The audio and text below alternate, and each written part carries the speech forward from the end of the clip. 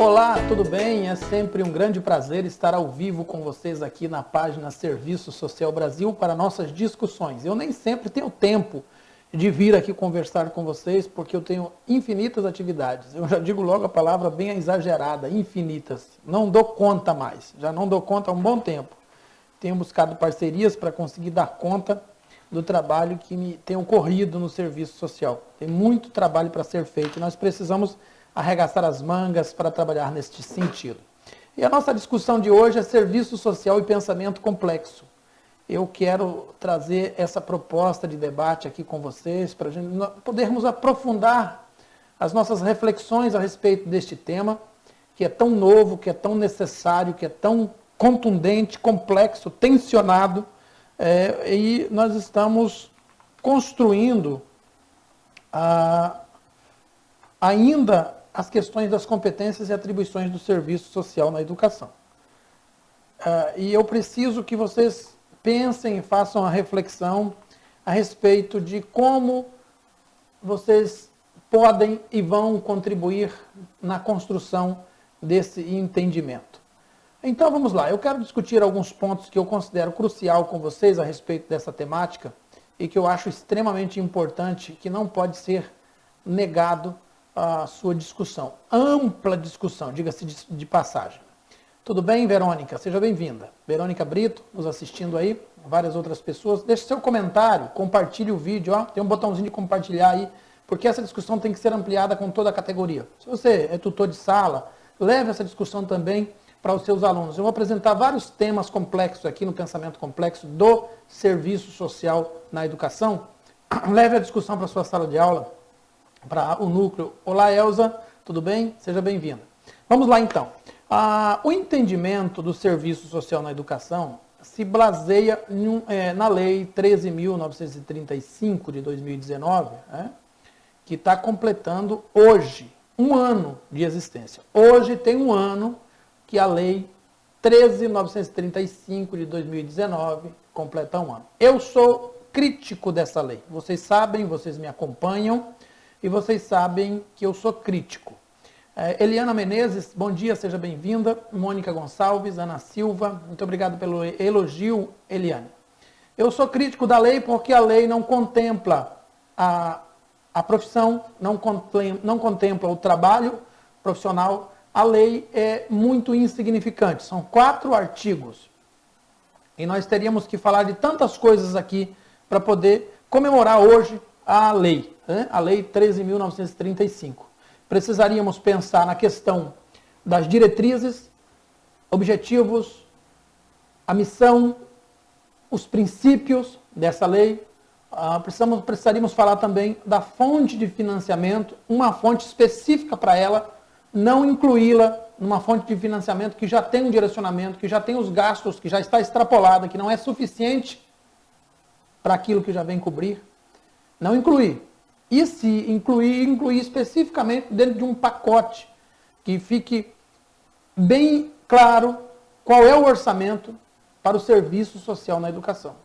Nós precisamos de um orçamento bem definido para que possamos lutar pelo seu aumento. Quando você diz assim, que foi para o Fundeb, que foi para o Fundef, enfim, para o FNDE, qual seja a outra linha de orçamento, dificilmente você vai conseguir trazer uma reflexão, um debate aprofundado a respeito disso, porque está misturado.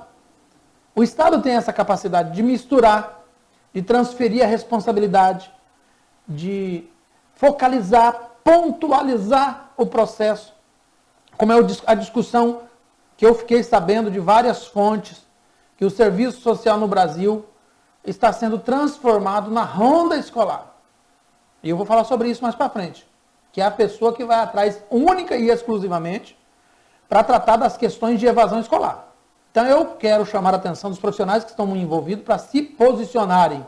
Você não é ronda escolar. Esse trabalho da ronda escolar era feito pela Guarda Municipal ou por um guardinha que era contratado para ficar em volta da escola durante muito tempo, colocando os alunos para dentro, ou então mandando os alunos para casa. Isso vem lá de 1975, é a ronda escolar que cuida da evasão escolar. Nos ditames dos parâmetros curriculares da educação, a questão das faltas da evasão escolar e de vários outros fatores são tratados por meio de um relatório apenas no final do ano encaminhado ao Ministério Público. Essa é uma discussão para um outro momento no pensamento complexo, que deveria fazer parte de um projeto maior, que durante todo o processo, a cada mês, se fizesse um relatório, a cada bimestre, um relatório, e que o Ministério Público participasse ativamente, assim como toda a rede socioassistencial. Porque esse é o primeiro ponto da nossa live hoje, a questão da interdisciplinaridade no processo desse trabalho. Mas o que eu estou chamando a atenção nesse ponto inicial, nas abordagens iniciais aqui, é que o assistente social ele não pode ser transformado no profissional da ronda escolar. Porque o Estado tem essa capacidade de, na saúde, transformar o assistente social no classificador da saúde, aquele que vai fazer a triagem. Eu já recebi denúncias nesse sentido aqui, que faz a triagem nos postos de atendimento da saúde. No CRAS e no CRES ele é transformado no fiscal da pobreza, que vai atrás de cortar benefício, de levantar informações para saber se a pessoa merece ou não o benefício, baseado em pressupostos de criminalização da pobreza. Na área sócio-jurídica, os juízes têm a tendência de transformar o assistente social no justiceiro do sócio-jurídico, que vai fazer justiça, que vai em busca do encarceramento, que vai em busca da punição. Então, em todos os espaços socioocupacionais existe esse tensionamento, essa tendência de transformar o assistente social em um subserviço, em uma subprofissão, em uma subcategoria, em subalternizar a profissão. Essa subalternização profissional está presente em todos os espaços socioocupacionais.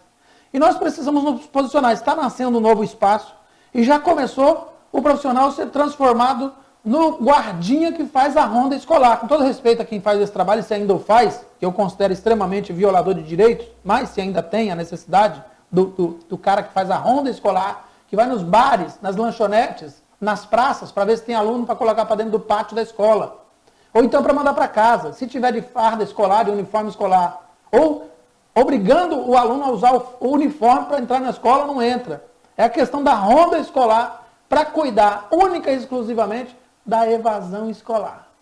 Ora, as multifacetadas expressões da questão social que se desdobram no fazer profissional pela totalidade, mediação, imparcialidade, neutralidade, causas e consequências e etc. Outros temas não são levados em conta. Cuida apenas da evasão escolar. Então, o que é que eles estão fazendo? Estão contratando um assistente social na Secretaria de Educação para trabalhar exclusivamente com a evasão escolar. Isso é muito grave e eu venho gravar essa live inicialmente com esses pontos, nós vamos abordar muitos outros, mas inicialmente esse é um ponto crucial que eu entendo que os profissionais que estão trabalhando nessa área precisam se posicionar e fazer uma rejeição com esse tipo de focalização no serviço. O serviço social na educação não pode ser focalizado. E nós vamos ver por quê.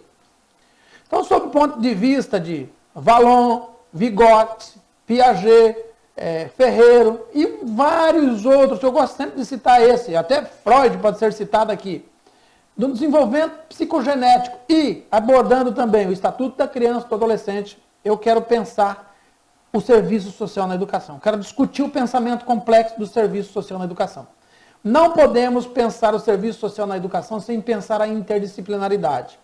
Porque o fato da educação não ter funcionado no Brasil é porque o ser social é complexo, é multifacetado, possui infinitas dimensões e que não podem ser tratadas apenas e unicamente pelas teorias de aprendizagens e pela pedagogia. Ela não é suficiente para atender às demandas inerentes ao sujeito em processo de formação, que é a criança e o adolescente. O sujeito em processo de formação precisa de muitos outros tipos de intervenções profissionais para que ele possa ser, na sua integralidade, na sua completude, receber uma formação de qualidade.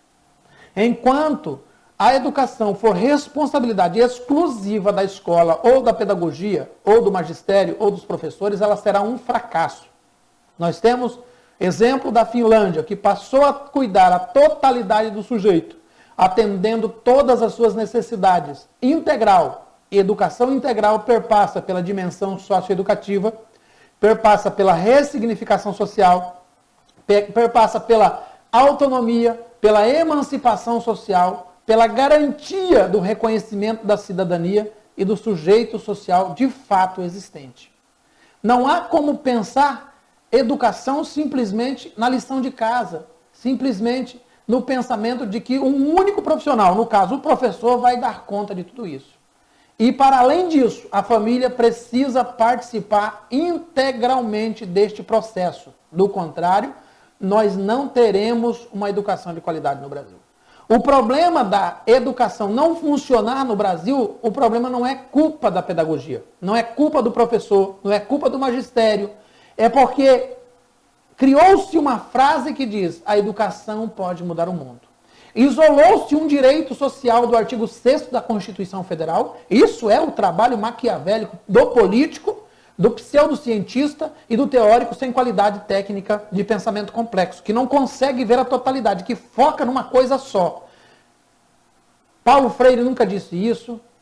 Nenhum dos teóricos da educação nunca disseram que a educação poderia transformar o mundo. Isso é uma invenção de senso comum de uma sociedade rasa, patriarcal, conservadora, que repete os ditames da classe dominante e do Estado. E o Estado, para economizar, focaliza o investimento num direito social só e esquece os outros. Repito, já falei isso aqui inúmeras vezes aqui nessa página.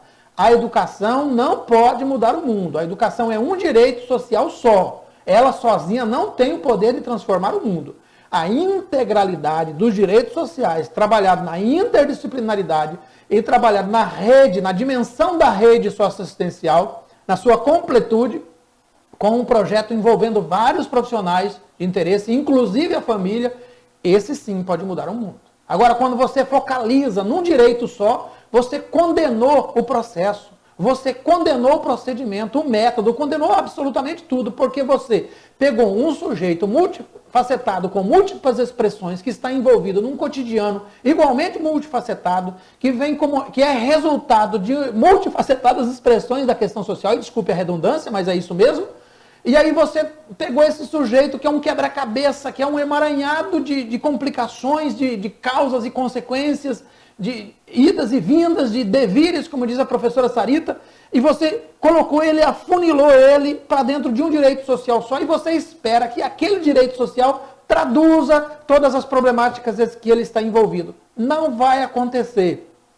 Nós só teremos uma educação de qualidade quando ela for entendida dentro do contexto da sua existência como parte de um processo muito maior. E todos os profissionais, serviço social, psicologia e outros que se fizerem necessário forem incluídos no processo. Aí nós vamos ter uma educação de qualidade, porque aí nós estaremos, e o Estado seja partícipe desse processo como um todo. Desde a sua origem, durante e depois. Na prática, isso se transforma na praxis, isso se desdobra de que forma? Esses profissionais devem participar da construção, desde o projeto político-pedagógico, do desenvolvimento dia a dia, semana a semana, mês a mês, bimestre a bimestre, trimestre a trimestre, e assim sucessivamente, com referência e contra-referência contínua durante todo o processo, até o fim dele. E não lá no fim do ano fazer um apanhado geral. Isso, gente, isso é vergonhoso. Ter um tipo de tratamento desse dentro de um parâmetro que, embora não tenha mais validade, mas ainda é recomendação do MEC, isso é vergonhoso, isso é triste. Você tratar sujeitos sociais de forma retroativa, postergada. Depois a gente vê o que é que dá para fazer. Não adianta nada. Se o aluno já não conseguiu passar de ano, não evoluiu no seu processo de aprendizagem, no final do ano não tem mais nada o que fazer, todo mundo vai entrar de férias, vai recomeçar o processo no outro ano. Esse tipo de avaliação não é contemplado na epistemologia da construção das teorias de aprendizagem em nenhum ponto. Todos os teóricos da aprendizagem dizem que a avaliação ela tem que ser contínua. Então, todos os profissionais envolvidos no processo de avaliação também devem se envolver continuamente, para que continuamente tomem posturas que vá corrigindo o processo durante o seu desenvolvimento. Isso é pensamento complexo, é você trabalhar a totalidade do sujeito. E aí nós teremos, então, uma educação de qualidade. Então, só para a gente entender, vou resumir. A educação não funciona no Brasil porque ela é focalizada. Ela é utilizada como um instrumento suficiente para mudar a situação do Brasil. E não é verdade. Isso é uma grande mentira. A educação não pode salvar o mundo. A totalidade dos direitos sociais, bem como a interdisciplinaridade no processo educacional, isso sim pode mudar o mundo. A participação da família, incluído nesse processo, pode mudar o mundo. O trabalho da dimensão socioeducativa, da ressignificação social, aliada às teorias de aprendizagens, aliada aos processos cognitivos, aos processos psicogenéticos vindos da psicologia e de outras profissões. A completude, a congretude, esse amalgamamento profissional, isso pode mudar os processos de educação no Brasil. A criança não aprende com fome, a criança não aprende sem afeto, a criança não aprende se ela vive e convive numa situação de violência extremada. Ela não aprende se ela tem necessidades especiais e o Estado não atende essa necessidade. Ela não aprende se ela tem necessidades emocionais e o Estado não atende essas necessidades, ou pelo menos não media para que essas necessidades sejam atendidas. Ela não atende se ela não é bem cuidada pela família. Ela não atende num processo de igualdade, porque elas são diferentes. Esse contexto de igualdade não existe mais. Não estamos mais dentro do contexto da perspectiva das discussões teóricas, nós não estamos mais em busca do reconhecimento da igualdade, porque ele não atende à especificidade das diferenças. Nós somos diferentes, precisamos ser respeitados como diferentes, precisamos ser incluídos como diferentes, precisamos ser conhecidos como diferentes, e dentro das diferenças estabelecer um parâmetro de equidade, porque a igualdade não responde mais a complexidade em que se envolvem os processos das relações sociais, do tecido das relações sociais.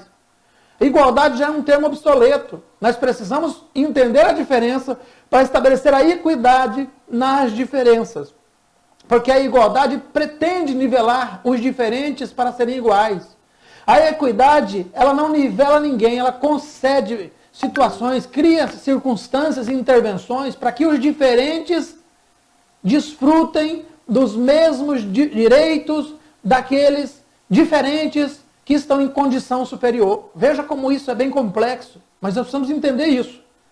Então, como é que o serviço social vai trabalhar? Já disse, dimensão socioeducativa e ressignificação social.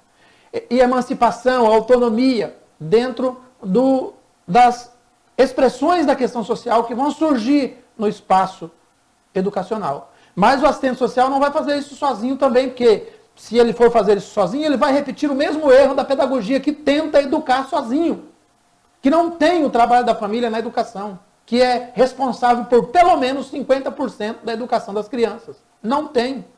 Então, se eu tenho uma escola que assume 50%, que deveria ser compartilhado com outras profissões, e fracassa nesses 50%, e eu tenho uma família que deveria assumir 50%, e na sua maioria fracassam também, porque também não tem o acompanhamento das outras profissões e dos direitos sociais que deveriam ser alcançados, fracassa também, então eu tenho quanto por cento de aproveitamento nessa educação?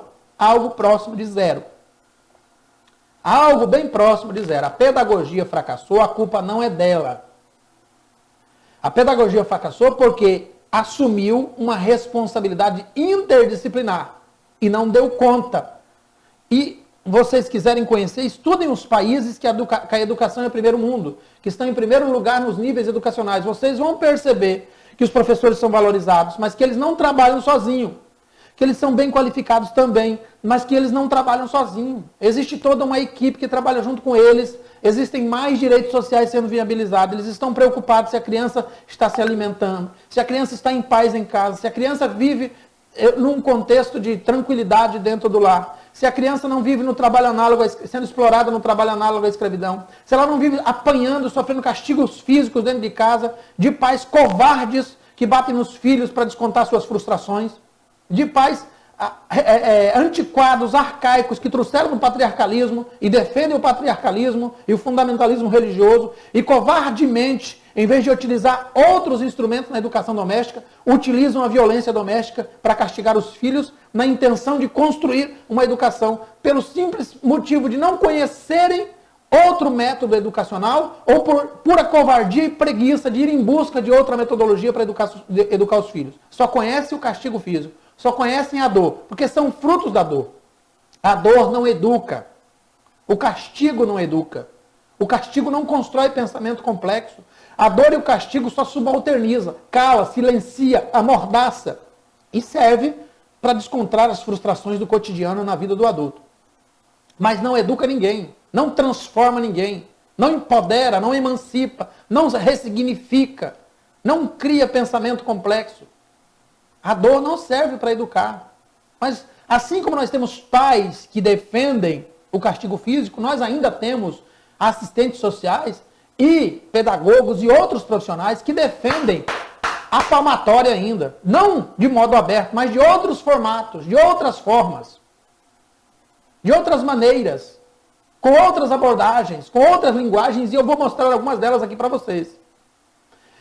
De acordo com o entendimento do Estatuto da Criança e do Adolescente e as melhores interpretações teóricas dos direitos humanos universais da criança e do adolescente, alguns conceitos que eu quero trabalhar com vocês aqui. Absoluta prioridade, superior interesse ou melhor interesse, sujeito em processo de formação, mediação, imparcialidade e neutralidade. Depois a gente vai para os outros temas. Tem mais coisa para falar ainda. Primeiro, absoluta prioridade. Quer dizer o quê? Que em primeiro lugar, vem o melhor interesse da criança. O superior interesse da criança. Porque a criança é um sujeito em processo de formação que ainda não tem as informações que nós possuímos, que não tem as construções mentais que nós temos. E essas construções mentais, que dão significado às suas vivências, que se reproduzem e se materializam na sua vida social, elas são resultado não apenas de diálogos e de ensinamentos passados no quadro negro ou numa folha de papel. Elas são resultado principalmente das suas vivências no território familiar e no cotidiano da prática das relações sociais. Essas vivências se materializam ali. Então, se a criança pratica bullying na escola, não foi ela que inventou o bullying. Ela está reproduzindo o que viu em algum lugar. Se a criança desrespeita o professor dentro da sala de aula, não foi ela que inventou o desrespeito ao professor. Ela aprendeu aquilo em algum lugar. É um sujeito em processo de formação. A formação que ela tem é resultado das vivências, dos compartilhamentos sociais que ela vive, do cotidiano, do território. Mas o que é que as pessoas fazem? Elas culpabilizam, elas criminalizam a criança e o adolescente pela reprodução dos seus fatos. E aí batem na criança.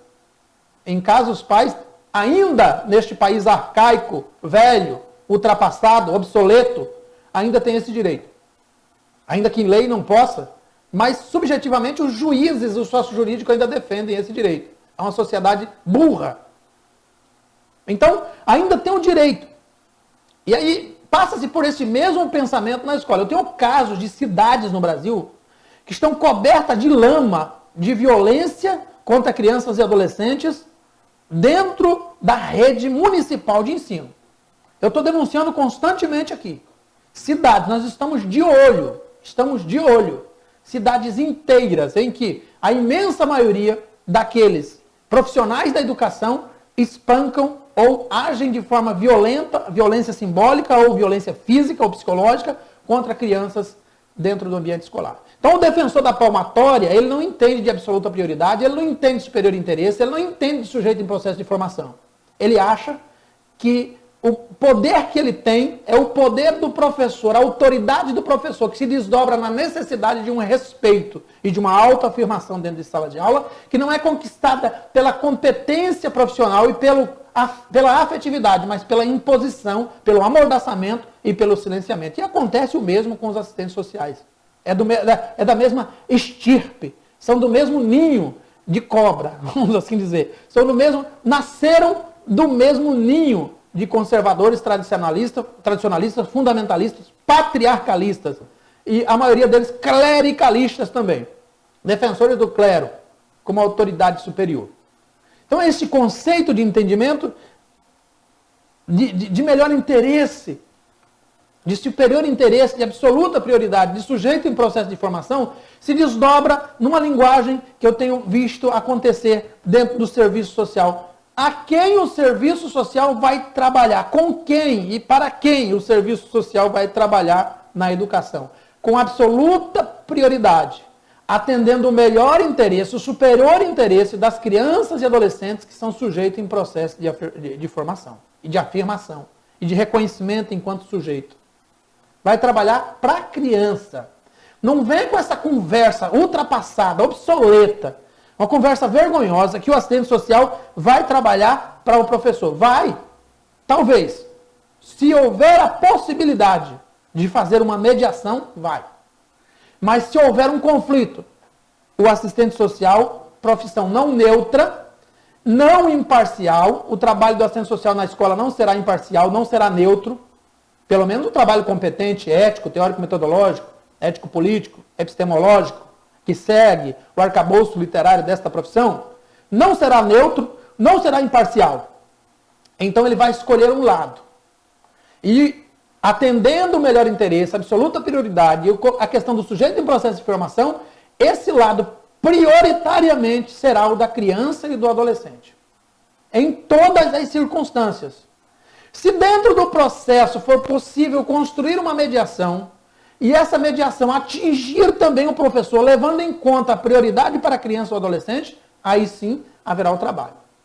E se você é professor, pedagogo, assistente social, psicólogo, e não consegue entender isso, você não consegue entender esses direitos universais da criança ou do adolescente, direitos humanos universais da criança ou do adolescente, se você não consegue entender isso, mas chama o seu nome em primeiro lugar, seja você assistente social, pedagogo, professor, mestre, doutor, o que for, não consegue entender isso, você está na profissão errada.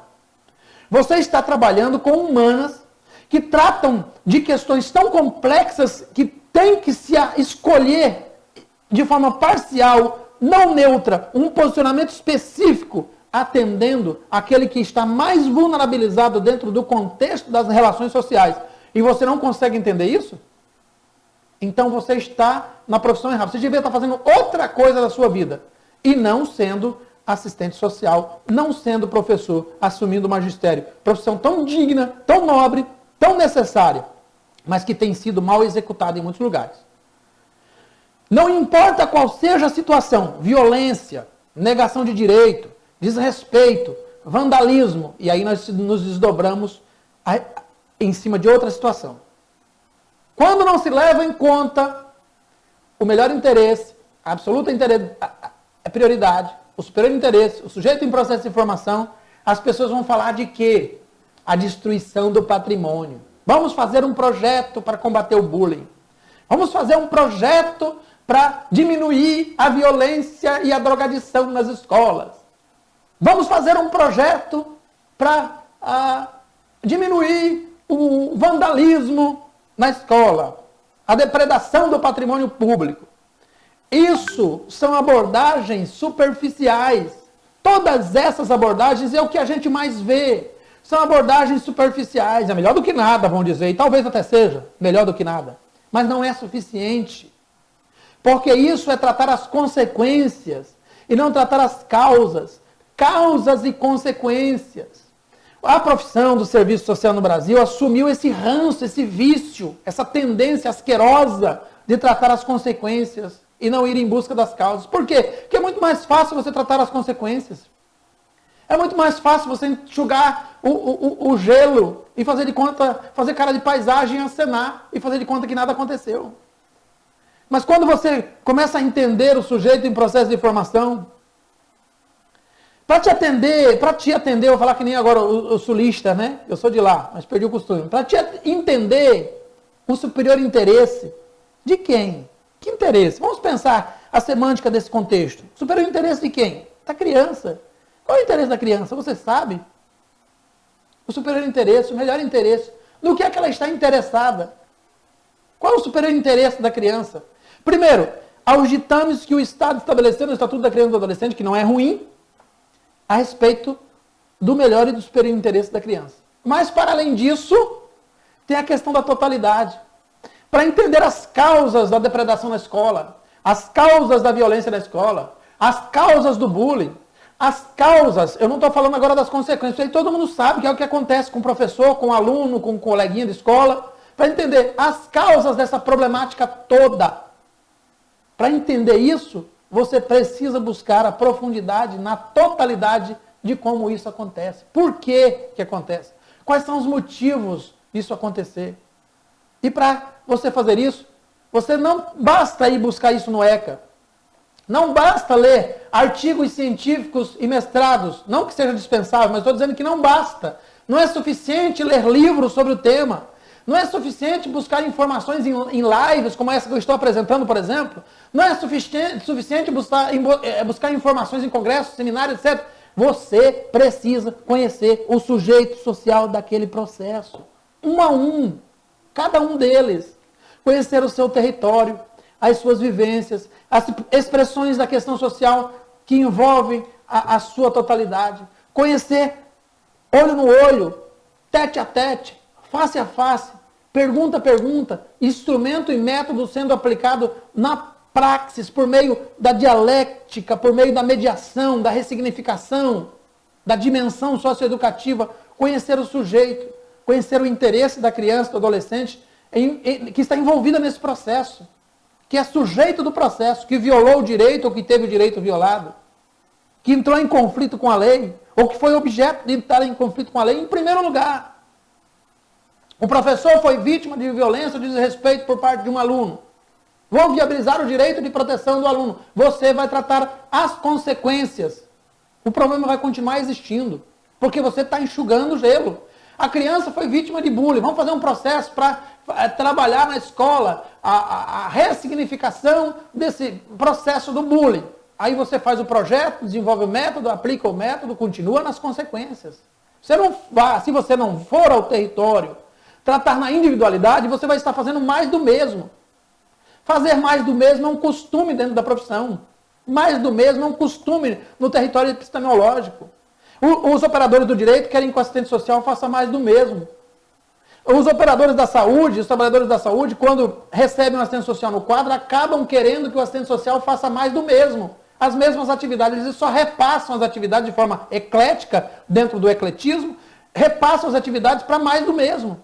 Quando chega lá no sócio jurídico, os operadores do direito querem transformar o assistente social no justiceiro do sócio jurídico para fazer mais do mesmo. A manutenção da ordem, a produção de peças criminais, a elaboração de depoimentos especiais, a oitiva de crianças e adolescentes, mais do mesmo que outros profissionais fazem. Não existe espaço para o assistente social fazer o dele. Especificamente o dele. Especificamente suas atribuições privativas, ainda que ele possa contribuir com suas competências. Não se nega o fato das competências.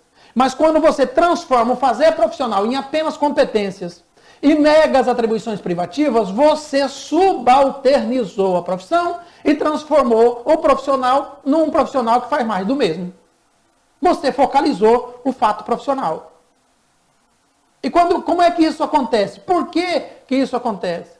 Porque não se leva em conta as especificidades profissionais, as especificidades do sujeito, a subjetividade do sujeito, dentro de uma perspectiva de totalidade, estabelecer a particularidade do indivíduo, para conhecê-lo. Então, como se diz no estudo social, método específico do serviço social, para conhecer o sujeito na sua totalidade. Eu acho tão linda essa palavra. Essa é uma das palavras, para mim, que tem mais significado no serviço social, é o conhecimento da totalidade. E alguns epistemólogos por aí dizem que é impossível conhecer a totalidade. Então, se é impossível, mas nós devemos buscar conhecer a maior parte dessa totalidade. Se houvesse a possibilidade de conhecer toda ela, de fato o sujeito social é muito complexo. Mas você tem que conhecer a maior parte, a maior quantidade desse conceito de totalidade envolvendo aquele procedimento. Para a partir daí propor processos de intervenção. Que devem ser coletivos, mas que só devem ser coletivos depois que forem individuais. Quando você vem na contramão tratando as consequências, você faz os processos coletivos primeiro, para depois tratar as causas. Não vai trazer a intervenção desejada dentro da profissão. Mas quando você vai trabalhando na individualidade, e aí sim o serviço social vai atender a totalidade, na educação vai atender a totalidade, aí você começa a trabalhar as causas, para depois trabalhar as consequências. Ou até de modo contínuo, até ao mesmo tempo, se for o caso. Mas a melhor forma é fazer de forma a individualidade primeiro, para depois a coletividade. Esse é o que eu penso. Eu tenho estudado e tenho compreendido assim. Então se pergunta, Quem é que vai dizer no serviço social na educação o que faz o assistente social? Ora, o que faz o assistente social, quem sabe o que faz o assistente social, é o assistente social. Eu não posso esperar que a pedagogia venha me dizer o que faz um assistente social. Não pode, isso está errado. Quem sabe o que faz o assistente social, como dizia minha querida amiga Marcela Silva, é o assistente social. É nós que devemos nos reunir, é o nosso conselho, os nossos movimentos sociais, e começar a sentar. E nós estamos montando aí o primeiro Congresso Brasileiro de Serviço Social na Educação. Eu estou saindo hoje, que hoje completa um ano da lei. Então achei pertinente gravar essa live, eu estou com tempo, gravar essa live para falar de um ano da lei. O ano da lei. A lei 13.935, do dia 12 de dezembro de 2019. Hoje, ela completa um ano. E aí eu te pergunto, o que faz o assistente social na educação? Estão fazendo reuniões por aí para perguntar para pedagogia, para psicologia, para IA, o que faz o serviço social na educação? Nós precisamos dizer aos demais profissionais o que iremos fazer na educação. Quem sabe o que nós fazemos somos nós. Eu estou falando de algumas coisas que nós podemos fazer na educação. Mas não se resume a isso. Quem dera eu fosse uma biblioteca e tivesse todas as respostas para dizer para vocês, fazemos absolutamente isso. Não. Eu já disse aqui, parafraseando um grande general na história, nenhum planejamento subsiste o primeiro contato com a realidade. Nenhum método subsiste o primeiro contato com a realidade. Mas nós temos que ter o método, nós precisamos ter o planejamento. E somos eu e você que vamos fazer isso. Então eu quero que você comente nesse vídeo. Se você tem interesse, eu gostaria que eu e minha equipe desenvolvêssemos o primeiro Congresso Brasileiro de Serviço Social e Psicologia na Educação. Quero a participação dos psicólogos, eu acho muito importante a participação dos psicólogos. Mas eu talvez amplie esse tema para serviço social, psicologia e pedagogia na educação. Se vocês concordarem, eu acrescento a pedagogia. Eu acho que é um debate interdisciplinar. Porque não dá para a gente fazer isso sozinho. Aí eu preciso que vocês comentem, compartilhem esse vídeo, que as provocações a respeito de serviço social na educação, aqui nessa página, serão em torno do lançamento deste congresso. O primeiro Congresso Brasileiro de Serviço Social, Psicologia e Pedagogia na Educação. Vai ficar um tema meio grande, mas eu acho que é interessante incluir os pedagogos nessa discussão. Então eu vou conversar aqui com vocês um pouquinho aqui que estão comentando aqui. Vou ver os comentários agora. Nós temos 55 comentários. Karine está dizendo, sim, seria ótimo. Verino Cabrito está dizendo, pode ser, psiquiatra. Precisamos conversar a respeito disso, viu, Verônica? Janaína Cavalheiro, eu tenho interesse. Vamos ver aqui, onde é que estão os outros comentários? Que aqui tem um probleminha, aparecer os comentários, às vezes eles não querem aparecer. Só um minutinho que eu vou recarregar a página para poder ver os comentários.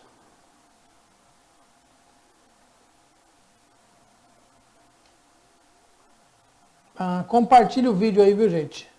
Compartilhe sem dó. Eu vou ter que ver pelo celular, porque aqui não está aparecendo o comentário. Eu não entendo qual é a razão dos comentários não aparecer. Só um minutinho aí. Eu quero pedir para vocês compartilharem, assinarem aí o sininho da página, marcar para ver primeiro, né? Vai em seguir, ver primeiro. Aí você vai ser sempre avisado das lives e apresentações que eu estiver fazendo aqui. Convidar para vocês também, nós estamos em curso, o primeiro Congresso Nacional de Peritos Sociais está em curso, né? Já temos muita gente matriculada, então é importante que vocês procurem se informar sobre o primeiro Congresso Brasileiro de Peritos Sociais. E nós estamos aqui discutindo com a página a formação do primeiro Congresso Brasileiro de Serviço Social, Psicologia, Pedagogia, Psiquiatria na Educação. E vão ser 7 dias, o planejamento é para ser isso. 7 dias de congresso, sempre à noite, das 18 às 22, com 4 horas de lives, uma plataforma bem organizada para atender vocês. A Karine de Oliveira está dizendo perfeito. Renata Manuela, show de bola. Karine de Oliveira seria ótima. A Verônica Brito, eu já falei, né? Pediu psiquiatria. Janaína disse que tem interesse. Então, mas o que faz mesmo um assistente social? Obrigado, Verônica. Norma Pérez, boa tarde. Boa tarde, Norma. Boa tarde, Verônica. Peraí, deixa eu ver. Marli, obrigado, Marli, pelo comentário. Eliane Gomes, Renata Manuela, Verônica Brito, Renata Manuela novamente. Dilene Leite, Maria Lúcia Oliveira. Maria, você sempre por aqui, né? Obrigado, amiga. A equidade, a Verônica está perguntando, a equidade leva à justiça? A equidade é a própria justiça, mas a justiça social. Ela não leva, ela é a própria. Paula Marinho, obrigado por participar, Paula. Débora Cristina. E o Conselho Tutelar, após esgotar todas as tentativas no caso de evasão escolar? Veja bem, o Conselho Tutelar, em tese, também não é da ronda escolar, certo? Não é ronda escolar. Quando se esgotam as tentativas, é porque alguma coisa no processo da totalidade dos direitos sociais está faltando. Sempre digo isso. Eu acredito tanto no poder da transformação social, que eu sempre digo isso. Não existe a possibilidade de, na prática, a teoria não se materializar, a menos que ela esteja sendo feita equivocada ou esteja faltando uma análise de complexidade de maior profundidade. Talvez eu seja até utópico e sonhador por dizer isso, mas é nisso que eu acredito. Viu, Débora? Então, quando não dá certo, tem que revisar tudo. Possivelmente está se tratando das consequências e não as causas. E aí não dá certo. A Auricélia, e se bem que o Conselho Tutelar também não pode fazer sozinho, é um trabalho de rede socioassistencial.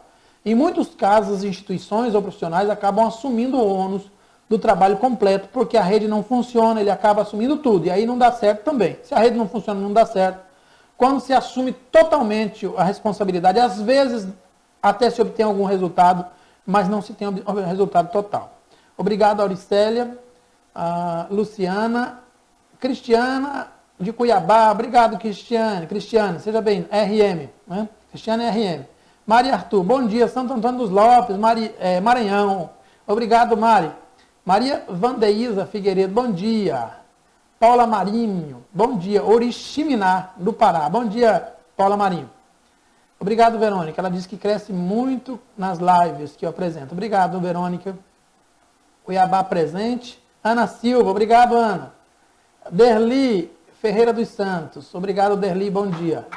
Ana Silva, oi. Mônica Gonçalves, Alagoa Nova, Paraíba. Obrigado, Mônica. Eliane Menezes, amo essas discussões que nos remete a inúmeras reflexões, com certeza. Nada é construído totalmente, ninguém é dono da verdade, né, Eliane? A gente faz as provocações e os profissionais têm o direito de fazer suas divergências e apresentar suas opiniões também. Compartilha o vídeo aí, vai, compartilha aí, clica aí em compartilhar, joga na sua rede social. Nós temos muitos participantes, poucos compartilhamentos, viu? Muito pouquinho, só tem 16 compartilhamentos. Chegamos aí a 2.580 pessoas alcançadas e só 16 compartilhamentos, gente. Aí, agora tem 40 pessoas ao vivo, né? Compartilha aí. Clica aí no botãozinho compartilhar, joga no grupo, joga aí para o seu pessoal. Eu dificilmente faço esse pedido, mas essa live, esse assunto, é um assunto que eu gosto tanto, que eu gostaria que todas as pessoas, o maior número de pessoas possível, tivesse acesso. Gente, por enquanto, essa discussão que eu queria trazer aqui com vocês, que eu queria provocar aqui com vocês, eu volto outro dia com novos temas aí. Muito obrigado, fiquem bem, até breve.